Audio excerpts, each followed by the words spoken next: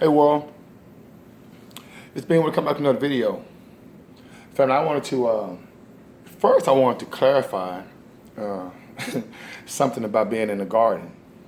Family, this food for thought that I serve in the garden is cooked by being, okay? It's coming from me. And so, like I say, an intellect just regurgitates others' information. I'm intelligent. And so when I give you my definition of something, that's my definition. Now you can agree or disagree, but I love to banter back and forth. That's the beautiful thing about communication. But I definitely think that there is some type of metamorphosis that's taking place where we do not know the difference between racism and discrimination and prejudices. And I mentioned in a past video that black people can be racist because we don't affect any other group politically, economically, and socially. All right? Now, that's my definition of racism. Because racism has a long-lasting effect on a group of people. Being prejudiced and discriminated against doesn't, because you don't have to be that particular person, okay? Being discriminated against or being prejudged. These prejudgments and the discriminatory perceptions are learned. You know what I mean? It could be something that, hey, I don't like about you because, like for instance, let's take Afro-melanated people. A lot of people that come to this country probably prejudge us based on the perception that they see of us on the television. Okay? So me personally, if I'm out and about and I'm around a large number of Caucasian ladies or Asians or Arabs, they're gonna feel a certain kind of way around me. And I'm not saying this just from conjecture, because this is from actual experience, right? So where did they get that perception from? Right? Now they're not being racist toward me. They prejudging me.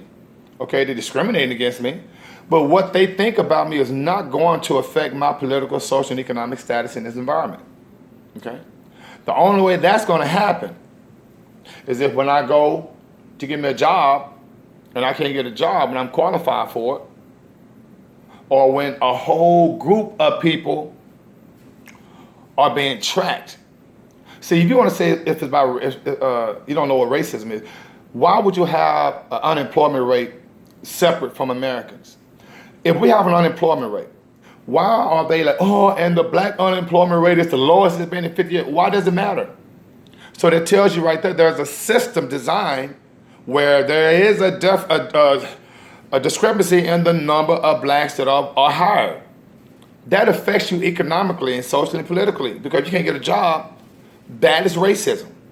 If the government acknowledges that, you know what, the black unemployment rate, how is it possible to have a black unemployment rate when we're all Americans? It should be just an unemployment rate. And so when you come on my channel and say, well, rich black people can be racist. No, they can't.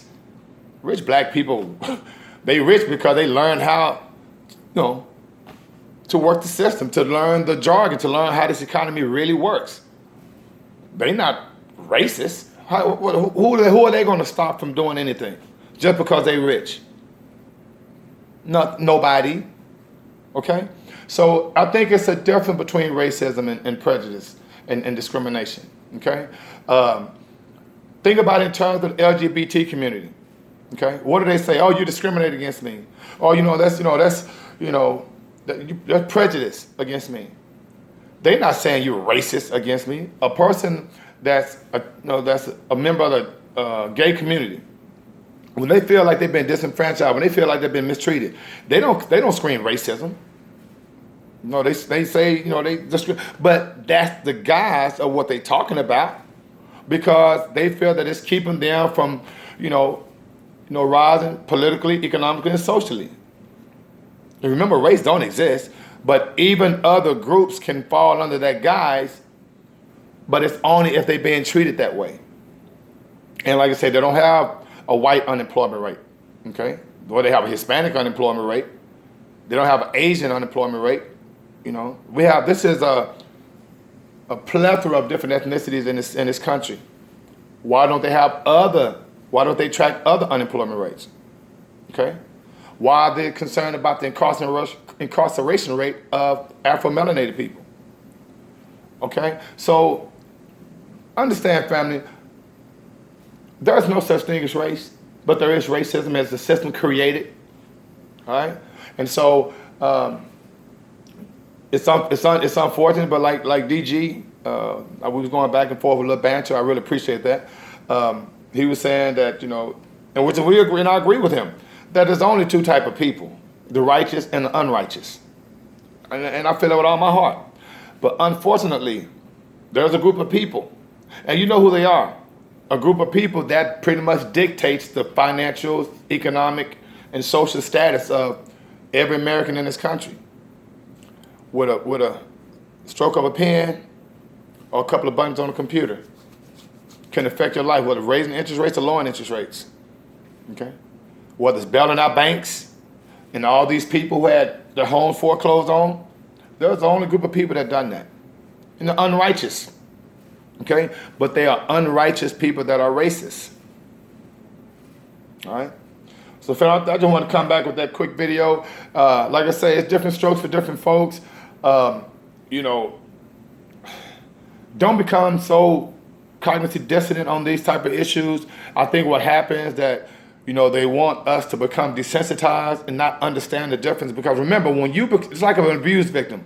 When the abused victim no longer thinks he's abused, then it becomes the Stockholm Syndrome. It's Stockholm Syndrome after that.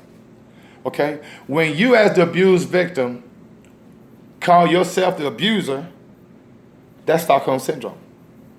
All right? So if I just want to come back, quick video, guys, make sure you hit the notification button so I'm dropping another video. And in the meantime, between time, may the Most High and Saudi bring you joy. And being with us out of 5,000.